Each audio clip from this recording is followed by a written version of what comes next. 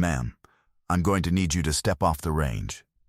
Now, the voice belonged to Gunnery Sergeant Dale Pruitt, and it cut through the morning heat the way a blade cuts through canvas.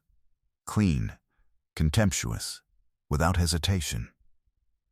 He was standing at the edge of the firing line with his arms folded across his chest and his weight settled back on his heels. The posture of a man who expected exactly one response to every command he ever issued. The woman he was addressing didn't move. Her name was Elaine Marsh, and she was 81 years old. She was wearing a faded work shirt the color of old wheat, the sleeves rolled to the forearm with the practiced economy of someone who had been doing that particular motion for 6 decades. Her jeans were worn nearly white at the knees. A canvas jacket, stiff with years of rain and river mud and pine resin, hung from her shoulders like it belonged there. Which it did, the way an old tree belongs to the hillside it grew from. She was standing at the last station on the 50-yard pistol range at Camp Tillman, South Carolina, her weathered hands resting on the shelf in front of her, utterly still. She had not looked up when Pruitt spoke. "Did you hear me?" Pruitt said, his voice rising a half step, finding the pitch he used when he wanted the recruits behind him to pay attention. He was 29 years old, a decorated marksmanship instructor with 3 combat deployments and a chest full of ribbons, and he had been watching this woman for 3 minutes. And in those 3 minutes, something about her calm had begun to produce in him a low-grade irritation that he could not entirely explain, and had therefore decided to address. "This is an active training facility. This range is not open to the public. Whoever let you through the gate made a mistake, and I am correcting it right now." The woman's hands remained where they were, perfectly steady, the fingers of the right hand curved lightly around the grip of a pistol that was itself a puzzle. A 1911 so old, the bluing had worn to bare metal along every surface the hand touched, the finish a complex map of wear and time. Pruitt had been a weapons instructor for 4 years. He could tell at a glance what a sidearm had been through. That pistol had been through considerably more than most. Elaine Marsh raised her eyes, and Pruitt felt something he would not be able to describe adequately later. Not threat, not anger, nothing he had language for. Her eyes were gray, clouded at the edges by age, but possessing a depth that felt like looking down a very deep, very cold well. They settled on him without heat, without hurry, in the manner of someone who has been looked at with hostility before and found the experience unremarkable. "The range officer cleared me," she said. Her voice was a low, measured rasp, each word placed precisely. "I was early. He told me to wait here." Pruitt's jaw tightened. Behind him, a line of 12 Marine recruits watched the exchange with the coiled attentiveness of people who had learned to read the weather of a gunnery sergeant's mood. To his left, Lance Corporal Danny Reyes, range safety officer for the morning session, stood at his post with a clipboard he had stopped consulting the moment Pruitt's voice changed. "I don't know what he told you," Pruitt said, "but I'm the marksmanship instructor for this session, and I am telling you the range is clearing. So you're going to gather whatever this is." He gestured at the ancient pistol with the practiced dismissiveness of a man performing for witnesses. "And you're going to find a bench outside the wire, and wait until someone comes to explain to you that this facility is not open to civilians." One of the recruits behind him, a young woman from Tennessee named Kessler, bit the inside of her cheek. Elaine Marsh looked at him for a moment. The pistol remained where it was. "The wind shifted about 3 minutes ago," she said. "Coming off the tree line, not the open ground. Your recruits are going to have to compensate a little left." Pruitt blinked. Something about the sentence landed oddly, not the content but the delivery matter of fact, offered without anything in it that resembled a desire to impress or provoke. He recovered immediately. "Is that right?" he said. not a question. "It's a small thing," she said. "I just thought it worth noting before the session." Pruitt let out a short breath through his nose that the recruits recognized as a signal. He walked the 6 paces between them, placing his boots deliberately on the baked red clay, and stopped 2 feet from the firing station. He was 6 feet 2 inches tall. Elaine Marsh was 5 feet 4, and old, and made of whatever old people are made of when they haven't bent. "You want to tell me what an 80-year-old woman is doing standing at one of my firing stations with what appears to be an antique and an attitude?" he said, loud enough for the line behind him to hear. Someone behind him made a sound that might have been a laugh. It died quickly. 81, she said. And I was invited. She reached into the breast pocket of the canvas jacket and produced a folded piece of paper, extended it to him. He did not take it. She lowered her hand and set the paper on the shelf. "I don't need to read whatever that is," he said. "What I need is for you to step back from my range." She turned back to face the targets. "Ma'am," his voice dropped into its command register, the one that had reduced privates to pale silence. "I will have you escorted off this installation. Do you understand what I'm telling you?" "I understand," Elaine Marsh said, not turning her head. Pruitt felt the heat of the morning pressing down on the back of his neck and the heat of something else pressing in from the sides. He stepped closer. His eyes moved to her arms on the shelf, the rolled sleeves, and then to the upper part of her back where the old canvas jacket had slipped from her right shoulder, and he stopped. The shirt beneath it was a standard crew neck, and the fabric had pulled taut against the motion of her raising her arm, and in the gap between the collar and the jacket's edge, visible for perhaps 3 seconds before she straightened and the jacket settled back, was a tattoo. Not a small thing.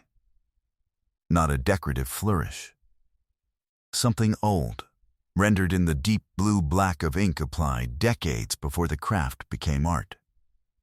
A large, intricate design that swept from shoulder blade toward the center of the back, dense with detail he could not fully parse in that half-second glimpse.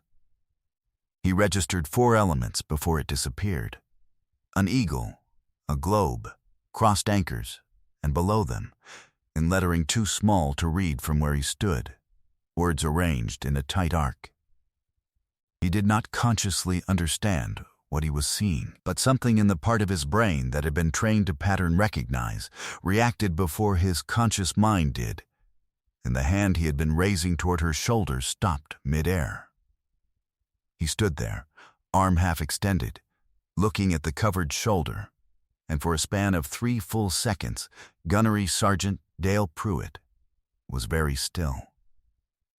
Then, the smell changed. For Elaine Marsh, the red clay of the range and the pine-tinged South Carolina heat vanished as completely as a curtain coming down. What replaced it was the smell of salt water and aviation fuel and old iron, and beneath all of it, something colder, something metallic that she had never been able to name precisely, but that she had learned to associate with specific coordinates on the map of her life. She was 22 years old. The year was 1965. She was sitting on an overturned ammunition crate in a corrugated metal shed on the outskirts of Danone, and the air was 104 degrees, and Petty Officer 3rd Class James Dutch Holzer was buzzing a needle into her right shoulder with the patient precision of a craftsman. "Quit your breathing," Dutch said. "Every time you breathe, you move." "I'm breathing because I'm alive," she said. "When I stop, you can work faster." Laughter from the 4 people at the door. Ramirez picking at a sea ration. Kowalski asleep upright against the corrugated wall. And Tommy Beauchamp, youngest of them, from a small town in Arkansas, leaning against the doorframe watching with the expression of someone cataloging a thing he intended to remember. In the quiet after the rotors faded, Dutch said, without the performance in his voice, "This means something. Everything we've been through, and everything we're still going to go through. When this is done, you carry all of them. All of us. That's the deal." She hadn't answered. She hadn't needed to. The needle kept moving. Tommy Bootcamp got the tattoo 3 weeks later. He was 20 years old, the most gifted intelligence analyst she had ever worked alongside, and he was dead 4 months after that on a road outside Hugh, where a situation that should have gone one way went a different way entirely. She had carried him 200 meters through fire, her own blood leaving a trail in the red mud, and she had not been able to carry him far enough. The trident had 17 layers of meaning. Tommy Bootcamp was one of them. She had never told anyone the full accounting, and she never would. The memory vanished. The pine-scented heat of the South Carolina morning pressed back in. The red clay solidified under her feet. She blinked once, slowly, and the range assembled itself around her. Pruitt's hand had dropped to his side. She did not turn. 14 feet away, Lance Corporal Danny Reyes had been watching the entire confrontation with the still, controlled expression of a person who understood exactly what they were seeing and had absolutely no institutional mechanism for responding to it. He was 23 years old, from Tucson, Arizona, raised by a grandfather who was a Vietnam-era Marine, and that grandfather had a photograph on the mantle of a group of people in military working dress that Danny had spent his whole childhood being told he was too young to ask about. He knew what a SEAL trident looked like. He had grown up with one on a mantle. He had seen the tattoo in that 3-second window, and he had seen the lower arc of the inscription, too small for Pruitt to have parsed. The right size for Danny's 23-year-old eyes, and he had read 6 words in that arc before the jacket settled back, and those 6 words had stopped his heart for a moment that felt longer than it was. He glanced toward Pruitt, who was now standing with his hands on his hips, deciding what to try next. Then Danny said, in a voice carefully calibrated to sound routine, "Gunny, I'm going to do a quick check on the far lane targets before we reset. Saw a loose frame this morning." Pruitt didn't look at him. "Make it fast." Danny walked to the end of the range, turned the corner behind the equipment shed, and pulled out his phone. The call was routed, held, transferred, and then a voice like a door made of oak said, "This is Donaldson, Master Chief Lance Corporal Reyes at the Tillman Pistol Range. Sir, there's a civilian woman on the firing line, 81 years old. Gunny Pruitt is removing her from the range." He paused. "She has a trident on her back. SEAL Team 1, 1964 to 1969. He paused again. "Sir, the name on the range clearance form that Gunny Pruitt didn't read, the name is Marsh. Elaine Marsh." The silence on the other end was sudden and absolute. It stretched for 4 full seconds. When Master Chief Donaldson's voice returned, it was completely different. Not louder, but altered in texture the way water changes when the riverbed drops away. "Where exactly is she?" "Station 12, sir. Pruitt is standing about 3 feet from her. Do not let anyone touch her." The words were precise and final. "I am calling Macass Beaufort right now. Get back out there. Whatever you have to do." Danny put his phone in his pocket and walked back onto the range with the perfectly controlled expression of a man who has just received information that has rearranged his world. Pruitt was leaning forward slightly, lowering himself to Elaine Marsh's eye level with the exaggerated patience of someone performing patience. "I am going to ask you one more time," he was saying. "I'm going to need you to step back from the firing station. That's all. Just step back." "Gunny," Danny said. Pruitt turned his head 3 degrees without moving his body, a gesture that communicated clearly that this had better be important. "Frame's fine," Danny said. but I think there's an issue with the timing system in Station 9. Might want to take a look before we run the session." Pruitt straightened. He looked at Danny for a moment, reading something, not finding what he was looking for. He looked back at Elaine Marsh, who had not moved. Something in his face shifted. Not retreat, not capitulation, but the very early stages of the thing that precedes uncertainty. The thing you feel in the skin before you feel it anywhere else. He placed his right hand, open-palmed, on her left shoulder. "I'm sorry to have to do this," he said. The sound came from the access road before anyone saw anything. Not a siren, not quite, but the particular layered wail of military police vehicles that had been heard on installations and in trouble spots, and on roads that appeared on no public maps. A sound that started as a low complaint on the horizon and built in 3 seconds to something enormous and immediate. Followed, before the first vehicle appeared through the pine trees at the gate, by the heavy bass percussion of rotor wash. Not 1 helicopter. 2, dropping low and fast over the tree line at the range's eastern edge and holding there, churning the air. 3 vehicles came through the gate. The first was a black command vehicle with MCAS Beaufort markings. The second was a Navy sedan, dark blue, with a plate configuration that indicated flag-level transport. The third was a military police cruiser whose driver had the doors open before the vehicle stopped. The vehicles came to rest in a semicircle at the range entrance, and 7 people emerged with practiced, economical motion, and among them, last out of the second sedan, was Rear Admiral Patricia Cho, Commander, Naval Special Warfare Command, in dress blues, and she was already moving before her feet fully cleared the vehicle, her stride carrying her across the red clay with the exact velocity of a person who has been told something that requires immediate and physical presence. She did not look at the recruits. She did not look at Pruitt. Her eyes found Elaine Marsh from 40 feet away and tracked her with the undivided directional purpose of a compass finding north, and she walked straight to the firing station at a pace that caused the people on either side of her to lengthen their strides to keep up. She stopped 6 feet from the firing station. Her eyes registered Pruitt's hand on Elaine Marsh's shoulder. The look that crossed Admiral Cho's face at that moment was not anger, exactly. It was something more controlled than anger, and therefore more alarming. The expression of a person who has decided something about the person whose hand she is looking at, and has filed that decision in a place where it will keep. Pruitt's hand dropped from the shoulder. He stepped back. His face had gone the color of old chalk.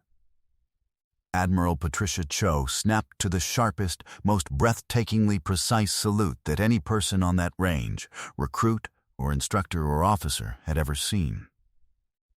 A full formal salute, arm angled with knife-edge precision, directed at the 81-year-old woman in the faded work shirt and the canvas jacket that smelled of rain and wood smoke. The salute was held. 1 second. 2 seconds. 3. The rotors churned above, and the pine trees bent, and somewhere behind Pruitt, Kessler from Tennessee made a sound that was not quite a gasp, and not quite a word. Elaine Marsh turned from the firing station. She returned the salute with an economy of motion that was in itself a kind of statement, precise and unhurried. The gesture of a person for whom this posture was as natural as breathing. "Admiral," she said. "Commander Marsh," Patricia Cho said. She lowered her arm. Her voice had a controlled quality. That was the only hint of what it had cost her to receive a phone call at 8:47 in the morning that had caused her to leave a readiness review already in progress. "I apologize for the distance and for how this morning is gone." "It hasn't gone badly," Elaine Marsh said. "It's a good range. The wind shifts off the tree line. I mentioned it." "Yes," Cho said. "You would notice that." She turned. Pruitt was standing 2 steps back, his arms at his sides. not quite at attention, but arranged in the direction of it, his face doing the complex work of absorbing several realizations simultaneously. The recruits behind him had assumed a stillness that was the non-military equivalent of attention. Danny Reyes stood at the edge of the range with his clipboard and his controlled expression, and a feeling in his chest that he recognized as the specific variety of satisfaction that comes from having done the right thing without knowing if it would work. Admiral Cho turned toward the assembled line with the practiced command presence of someone who has spent 30 years filling rooms. "Gunnery Sergeant Pruitt," she said. "Admiral." His voice was tight and correct. "This is Commander Elaine Marsh, United States Navy, retired." She let that begin landing. Commander Marsh served with SEAL Team 1 from 1964 to 1969 as one of the first women cleared for operational support alongside the underwater demolition teams in their transition into what became the SEAL program. She participated in 12 operational deployments into Vietnam, Laos, and Cambodia. Bronze Star with Valor, 1968 Tet Offensive. Silver Star, WHO, same year. A pause, deliberate as a period. The Navy Cross, the second highest combat decoration in the naval service, for a mission in 1969 that remains classified at a level that prevents me from describing it on this range this morning. The pine trees moved. The rotors had settled to idle. The tattoo on her back is a SEAL trident, applied in Da Nang in 1965. Cho's voice stayed level. The enemy in the A Shau Valley had a name for her. They called her the Gray Woman, because she entered an area, completed her work, and left without a trace, and the people who encountered her and were afterward in a condition to report described eyes, the color of clouds, and movement through the jungle like something not entirely present. Another measured pause. The pistol at Station 12 belonged to her platoon commander in 1964. He pressed it into her hands in a hospital in Okinawa in 1969. She has carried it for 57 years. Pruitt's jaw was a controlled line, but the rest of his face had not received the memo. His eyes moved to the pistol on the shelf, to the canvas jacket, to the lined and steady face of the woman who had not flinched once in the 12 minutes since he had first told her to leave his range. "The folded paper on the shelf is her range clearance," Cho continued, "signed by Base Commander Colonel Answorth, who invited Commander Marsh here today to evaluate the marksmanship instruction program and speak with the recruit class before their qualification." She let that settle. The briefing was scheduled for 900 hours.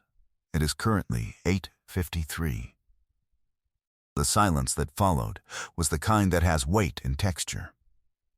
Formal proceedings regarding Gunnery Sergeant Dale Pruitt's conduct that morning were initiated before noon.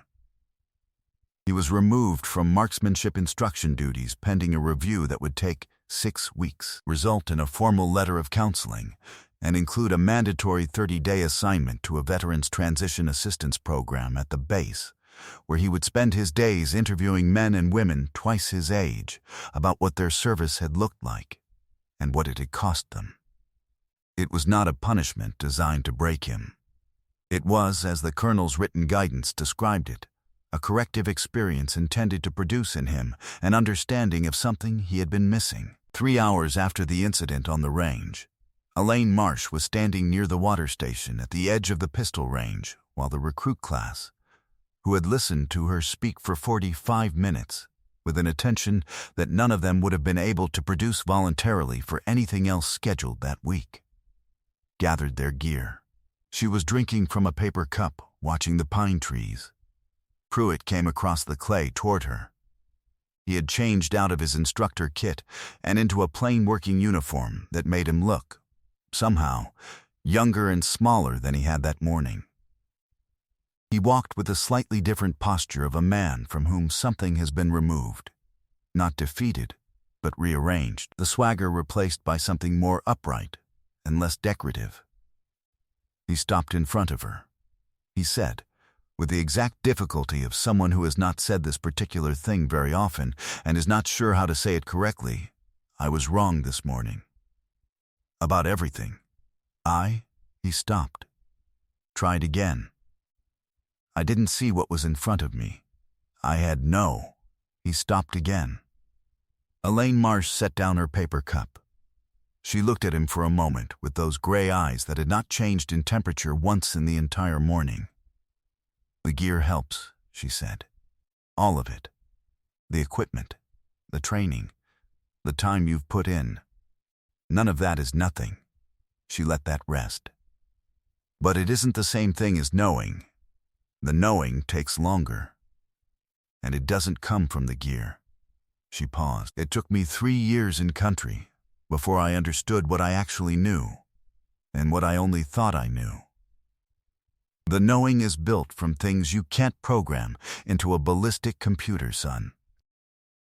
It's built from paying attention to the world in front of you, not the model of it in your head. Pruitt looked at her. Something moved through his face that had not been there that morning. "Yes, ma'am," he said. She looked at him a moment longer. Then she reached out and laid one weathered hand, briefly and without ceremony, on his arm. The same arm he had reached toward her with. She left it there for 2 seconds, exactly, and then let it go. "You're full of fire," she said. "That's not a bad thing to be. You'll learn what to do with it."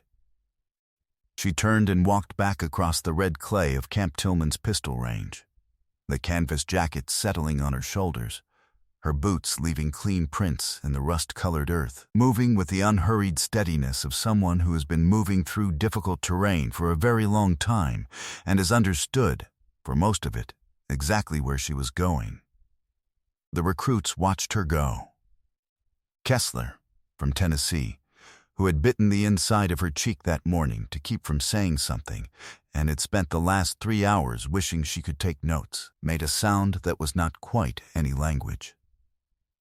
7 weeks later, on a Thursday afternoon in September, Dale Pruitt was leaving the grocery store on Route 17 when he saw an old woman sitting on the bench outside the entrance with a canvas bag beside her, looking at the parking lot with the patient, unfocused attention of someone waiting for a ride that was not yet late. He stopped. He walked over. He sat down on the other end of the bench, leaving appropriate distance, and he said, "Commander Marsh." Elaine Marsh looked at him. Something moved in her face. Recognition, not warm and not cold, simply acknowledgement. "Sergeant," she said. He said, "I've been spending time with veterans in the transition program." He paused. I didn't expect it to be what it is. What is it?" she said. He was quiet for a moment, looking at the parking lot. "Big," he finally said. "It's bigger than I thought." "What people carried." He paused again. "What people carry." Elaine Marsh looked at him for a long moment. Then she said, "Yes, a compact sedan pulled up to the curb." She picked up her canvas bag, rose with the careful economy of 81-year-old joints, and walked toward the car. At the door she paused and looked back at him, once, with the gray eyes that had not changed. She nodded. Then the door closed, and the car pulled away into the September afternoon, and Dale Pruitt sat on the bench outside the grocery store for a while longer, watching it go, and thinking about the things that walk among us every day in worn jeans and old canvas jackets, carrying histories we cannot see until we learn to look. If you were moved by Commander Marsh's story of quiet courage and timeless wisdom, hit that like button. Share this video with someone who needs to see it, and be sure to subscribe to Veteran Valor for more stories of America's unassuming heroes.